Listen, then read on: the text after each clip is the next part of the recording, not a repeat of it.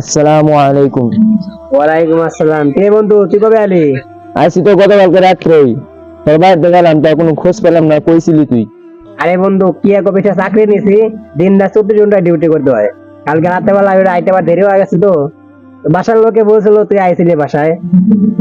তো আমি তোর বাসায় যাইতে চাইছিলাম, আর রাত বেশি হয়ে গেল, তো যাইতে পারলাম না। তো এনে বয়া রয়েছে, এমনিতে মোবাইল টিপতেছে আর কি। আচ্ছা, এটা বসে রয়েছে, আমি কি করতেছস? এই তো বন্ধু দুই ভাই মিলে মোবাইল টিপতেছি। তুই কই যাইতেছস? আজাদ দিছে, তুই কি শুনস নাই? নামাজ কালাম কি সারা দিছস নাকি? আরে নামাজ কালাম সারি নাই, পড়ি মাঝে মধ্যে টুকটাক পড়ি আর কি। নামাজ কালাম কি টুকটাক পড়লে হবো? ঠিকঠাক পড়তে হবো নামাজ কালাম। আচ্ছা চল, নামাজে যাই।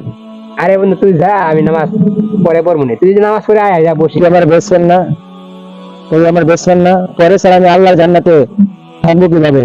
আরে বন্ধু তুই যা, আমি নামাজ পড়ে পড়ে নিব। চল চল বন্ধু চল, পরে স্যার আমি আল্লাহর জান্নাতে থাকবো কিভাবে? আরে চল পরে পড়ে নিব রে বন্ধু, যা। চল বন্ধু চল, আরে বন্ধু পড়ে নিব রে। পরে স্যার আমি আল্লাহর জান্নাতে থাকবো কিভাবে? চল তুই। এই দাঁড়াও, কি হচ্ছে? দাঁড়াও, দাঁড়াও, দাঁড়াও। আসসালামু আলাইকুম। ওয়ালাইকুম আসসালাম। কি ব্যাপার, দুজনে নামাজ পড়া বাদ দিয়ে রাস্তার পাশে এরকম কারানি করতেছ? কি ঝগড়া লাগছে নাকি? কিসে? জি না হুজুর, আমাদের কিছু হয় না আর কি, তেমন কিছু। আপনি বলেন, ছোটকাল থেকে আপনার কাছে বক্তব্য পড়ছি, আমরা দুজন বন্ধুত্ব। আমি একটু দূরে পড়ালেখা করতে গেছি, ও নামাজ কালাম বাদ দিয়ে দিছে, এই জন্য নামাজের জন্য দাওয়াত দিছিলাম। নামাজ সালাম তুমি ছেড়ে দিছো নাকি? নামাজ সালাম পড়ো না?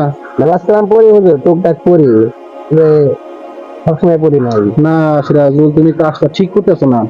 নামাজ কালাম টুকটাক না তো, এটাকেই তোমার পরিপূর্ণ ভাবে 5 ওয়াক্ত নামাজ আগে যেমনি পড়ছো, সারা জীবন মরা পর্যন্ত ওই 5 ওয়াক্ত নামাজ পড়তে হইবে। আরে তাজমুল তোমার কি সুন্দর নামাজের দাওয়াত দিতেছে, তোমাকে ছাড়া কি কইছা নামাজ পড়ে যাবো না? সুন্দর ভালো কথা বলতেছে, একসাথে লেখাপড়া করছো। হ্যাঁ, না সিরাজুল, তোমার কাছে তো আমি এটা আশা করিনি। যে তোমাকে তো কি বলবো, না হুজুর, তেমন কিছু হয় না। আমার কাপড় চোপড়ের মনে হয় একটু সমস্যা মনে হইতেছে আর কি।